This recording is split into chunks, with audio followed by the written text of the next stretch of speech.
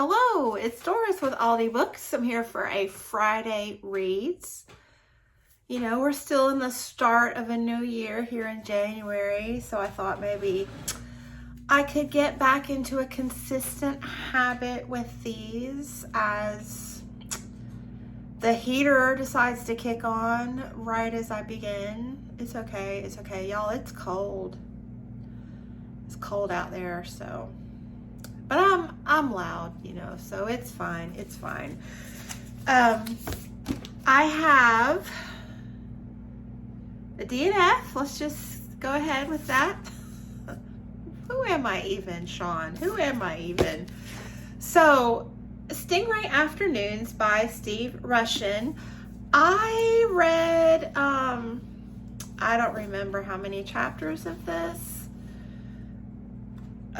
3 or 4, and was really enjoying it. I just got bored. So he's a sports writer. Let me show that for you if you're interested in checking it out. And this is his childhood. He was born in the late 60s. So he's a child of the 70s, as am I. I was born in 1970. So it's very nostalgic, the things he's talking about in this book. Very nostalgic and super fun. But it just got old because it just kept... It was just like a running commentary of 70s advertisements in my mind, really. That's just what it seemed like after a while. So while it was fun initially with the prologue and the first couple chapters, then I just realized I was bored with it. Like I'd had enough of that. You know what I mean? So I think if you were enjoying it, like I was enjoying it, but I was just finished enjoying it. I don't even know if that makes sense. I didn't feel like, for me, like there wasn't much of a plot. It was just his childhood. And I'm sure things happened toward the end.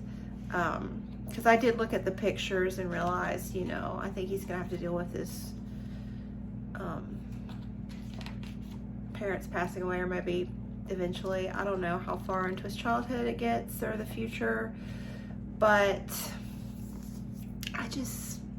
I was done. So I think a lot of people, like, it's got great ratings, and I totally get it. The writing is super fun and enjoyable.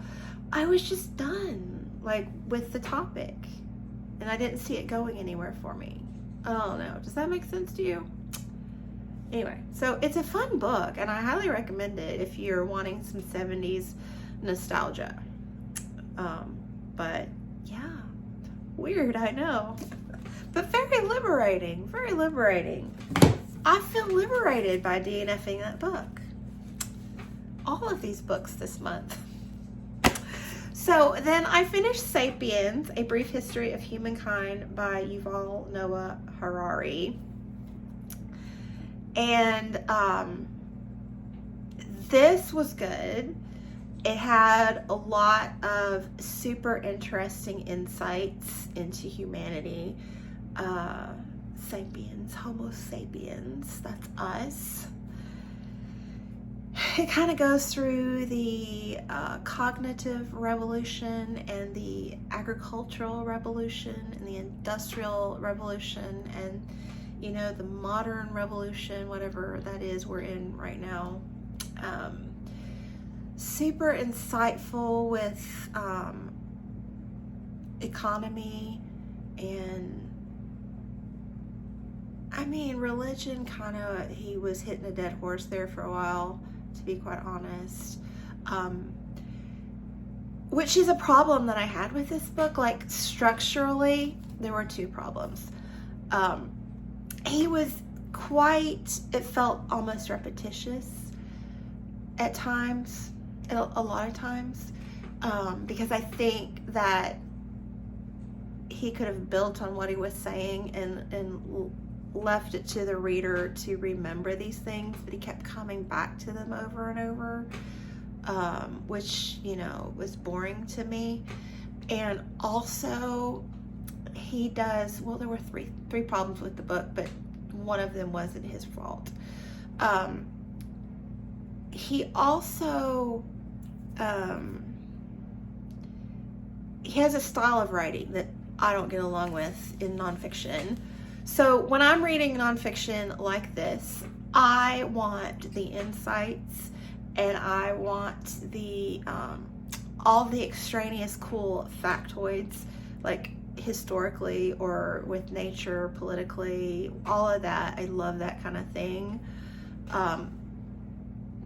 Which this has some of both of those. The thing I don't like is when he comes up with a concept and he has to explain it anecdotally, you know, with a little example that he's come up with, you know, to explain his concept. I don't like that. I just want the concept and the historical significance, the historical backing. I don't want anecdotal stories to explain the concept to me. And I realize that people like that, and that's cool, but that is just typically not a style of writing that I enjoy. It bores me. So there were 2 bores with that.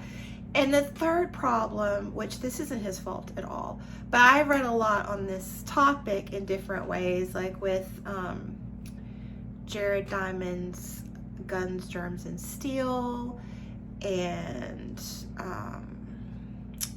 Sea People, and then there was another one I read that was just on, you know, the evolution of man, the different, what was that one? I should show it to you. I'll find it and tack it on at the end, these 3 books I'm talking about. And I'm sure that there were others, but being that I had read a lot of things from this book in different formats that I enjoyed more, that was a little boring. So I found myself, like, the first 100 pages, there was a lot of good stuff in there. And then the last 100, there was a lot of boring in there. And the middle part was, you know, I found that a lot of it, the second half, I could just kind of read the topic sentence, which was always at the beginning of the paragraph, and, you know, tell if I was needing to read the paragraph or not. So I just quickly skim read a lot of the second half of this. And again, I still found some interesting things in there, but overall, just the style of the book didn't gel with me. But there were a lot of interesting things that I appreciated reading it for. So I finished those 2. I really thought that I was going to finish Wild Swans this week by June Chang. This is 3 Daughters of China. So this is the author, her mother, and her grandmother. So it's a brilliant transition in China. The mother was very much involved in the communist revolution, whatever you want to call that. And then the mother was very much the old school, like the last of old China. Like, she even had bound feet. So it's just super interesting. It is engrossing. This reads like fiction, and the things that happen, you're just like, whoa, on the edge of your seat. It is fabulous, brilliantly written. Wow. And I just, every time I start listening, I'm listening to an audiobook, and it's a great audiobook. Every time I listen, I just keep listening. I am never, ever bored with this book. But I listen to audiobooks a lot in the car, commuting to and from work and things, and we had a lot of snow days again this week. So Monday we were out already for Martin Luther King Day, and then we were out Tuesday for snow days, and I went to school Wednesday, and then we were out again yesterday for snow day, and I went to school today. So, and your girl, if there's a snow day, your girl doesn't drive. She stays home because she's from Florida, and nobody needs to be on the road with me if it's slippery. So yeah, so I didn't get a lot of my travel time with this book, but next week for sure, I should definitely be done with it. But I highly recommend this, highly. I've made progress in The Way We Live Now by Anthony Trollope. Yeah, this is cool. One thing I like about Anthony Trollope is he seems to write about a different cross-section of the Victorian population, you know, not quite as well-to-do, or a different view of them compared to others. Maybe I should say that. This is, you know, it's not like engrossing the way the other one is, Wild Swans, but I'm very much enjoying sinking into this chunkiness and getting to know these characters and, you know, wondering where their lives are going to go. Like right now, I'm watching the transition in the relationship with Hedda and her cousin, and yes, I think that's going to transition. I don't know. Don't spoil it for me, but another enjoyable Trollope in progress. And that's it at the moment, although I just got Akata Woman by Nadia Korafor. This is the third in a fantasy series based in Nigeria. Young people, maybe a dark academia, Harry Potter-esque, Marvel Mutants-esque fantasy set in Nigeria that I've really been enjoying. So I'm hoping, like, I enjoyed Akata Witch and I really liked Akata Warrior, so I'm hoping that this continues or is even better, you know, a little step up again. But beautiful cover. This just came out Tuesday. And yeah, so I think that I might crack this open and read it this weekend. And, you know, it's middle grade, I think. Middle grade, YA. Maybe it's more YA at this point, but yeah. So that's it. I'm probably gonna tack on, I am gonna tack on those other 3 books that I mentioned earlier in connection with Sapiens. And yeah. But thanks so much for watching, and I'll be back soon. But I'm gonna be back soon to tell you about this book.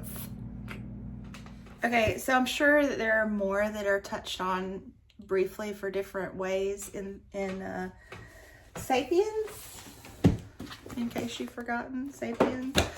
But the ones I mentioned, Guns, Germs, and Steel, The Fates of Human Societies by Jared Diamond. I think, I mean, this is becoming, you know, a modern classic, really. And then Sea People, The Puzzle of Polynesia by Christina Thompson. This one has been talked about extensively on BookTube the last few years. And then the other 2, there were 2 of them that I had blended in my mind.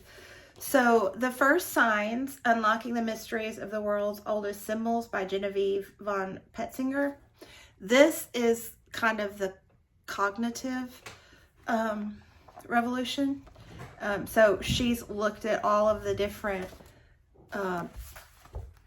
pre-modern society markings, you know, all over the globe, and kind of analyzed the implications behind them. So super cool book. And then Almost Human, The Astonishing Tale of Homo naledi and the Discovery That Changed Our Human Story. So yeah, this is more of the pre-times of our Homo sapien lineage. So yeah, again, thanks so much for watching, and I'll be back soon. Bye.